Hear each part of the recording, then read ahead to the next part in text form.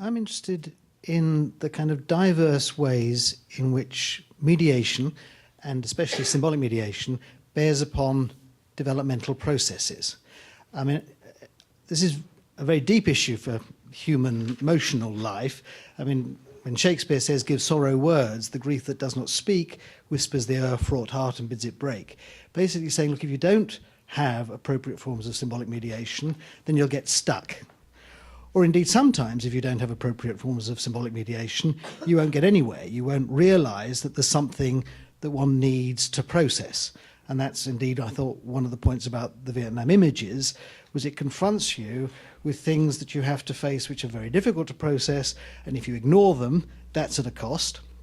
And if you don't process them, that's at a cost. And they present you with this challenge. What are you going to do about this?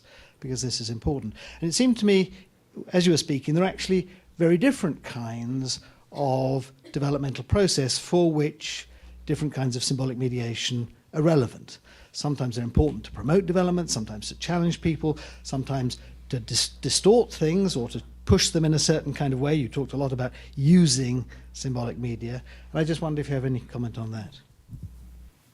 Yeah.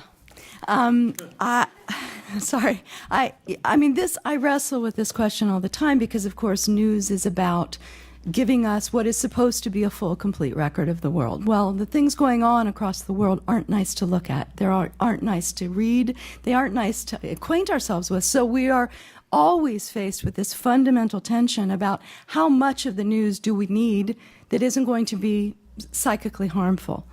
And there are varying positions on that have become, I think, far more complicated in this new media moment where, news organizations might make decisions not to give details and stories or not to give certain kinds of images, although those are different standards, absolutely, by which we're far more reticent about showing gruesome pictures than we are about telling what's going on in the gruesome picture. But news organizations may make all kinds of decisions about that, and then you get to the web, and the same stories and the same pictures and the same details are all over the place.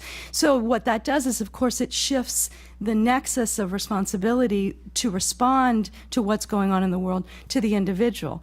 I'm not sure that's a psychically, helpful MO, vis-a-vis the journalistic record. But we're not in a clear place on it at all. Peter, when you're talking about developmental, you mean like childhood, adult developmental? Yes, or developing from psychological state A to psychological state B for all of us. And it's a lifespan, big set of issues. So when we're confronted with difficulties, the notion of language, for instance, as an important vehicle for change, and articulating psychoanalytic idea amongst others, but certainly in early development, really important when children develop the symbolic mediating abilities to cope with things that they couldn't cope with otherwise. That's a fragment of the picture I'm talking about. Yeah, I would be interested both in the level that Barbie's talking about in terms of the content, but also in terms of the context in which people are receiving and using media inputs. When if parents are watching the news with their children, what are they saying about the news? What are they saying about the commercials? What are they saying about truth or falsehood in terms of images, realism or unrealism? I remember with my kids, we talked a lot about, the things that you're seeing on TV are unrealistic. And so we try to develop in them a sensitivity to not everything you see is realistic. So I would also want to look at this at the more meso context in which media is being accepted. Can I just one more point I just want to make is that, I think the whole distinction between fictional realms of mediation and factual or non-fictional realms of mediation comes right to the forefront here because, of course, we're willing to see the kinds of mediated content in fiction that we never let into our news. Okay, we see in television all the time pictures of people dying, gruesome pictures, gruesome sequences of action, and somehow when it is real, we determine that that somehow is not appropriate. So that the question of appropriateness, although historically in the media has had so many different answers, all the way back to pictures of corpses in World War II, after the liberation of the Nazi concentration camps, where news organizations were making decisions to detach supplements so that parents would not have to actually show their kids these awful pictures. Well, we don't have those options today. So I think that it's just remarkably problematic. And unfortunately, I think that often what hides under the question of developmental health and decency and appropriateness are often strategic decisions about what politically or morally or technologically is available to show. And that's where the real problem comes, because we aren't clear developmentally about what these images do. And certainly post 9/11, when all of the images the images of the towers kept being shown and shown and shown again, there's no evidence to my mind that is convincing that shows that that was detrimental. I mean, I know I'm a minority of one on this, but I think that one could argue that actually looking at images repeatedly is much like playing piano. It's moving yourself from a place in which you're actually thinking about it to a place where you're no longer, it's become rather part of your more automatic psychological template. So I'm not sure that that's so different from recovery, but again, the question is an open one.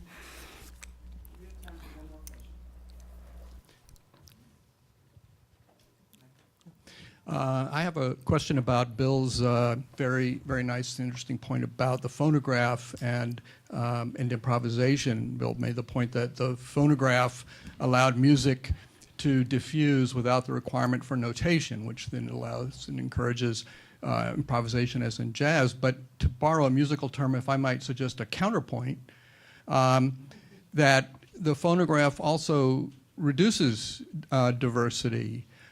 Because for music that's not spreading through notation on paper, compared to a situation where people's music is being acquired and diffused through live performance, phonographs allow a much smaller proportion of the composers and the performers to reach a much larger proportion of the audience than would have been the case where the non-notated music can spread only through live performance.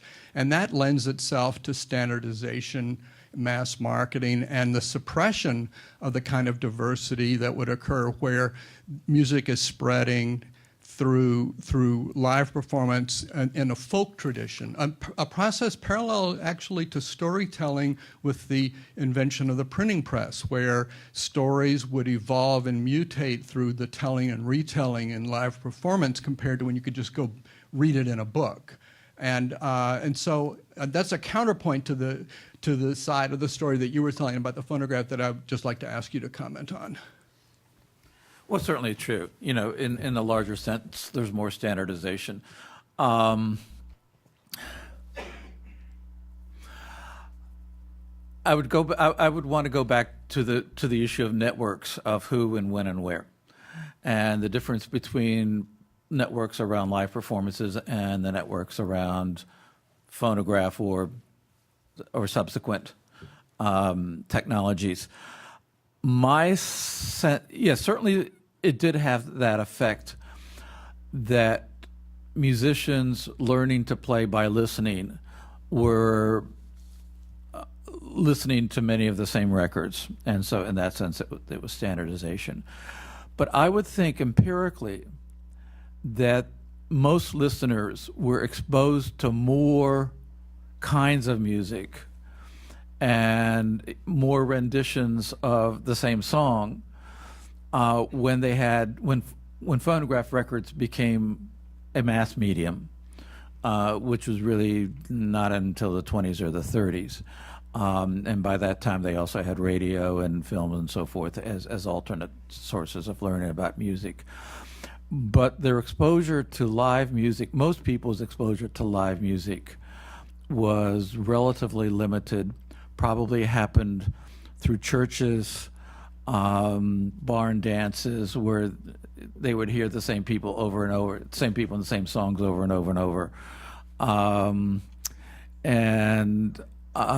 So it probably cut both ways.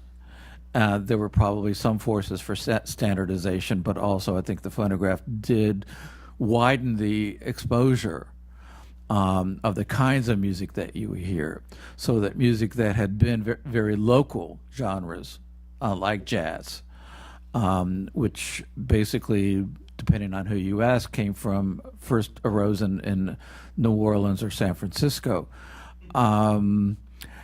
became national and international. You know, Keith Richards talks about all the music that he heard was from the old blues masters, from Robert Johnson and people like that, and that's music that he would never have been exposed to without phonographs. So it cuts both ways, and I think it's a good point to talk about the standardization.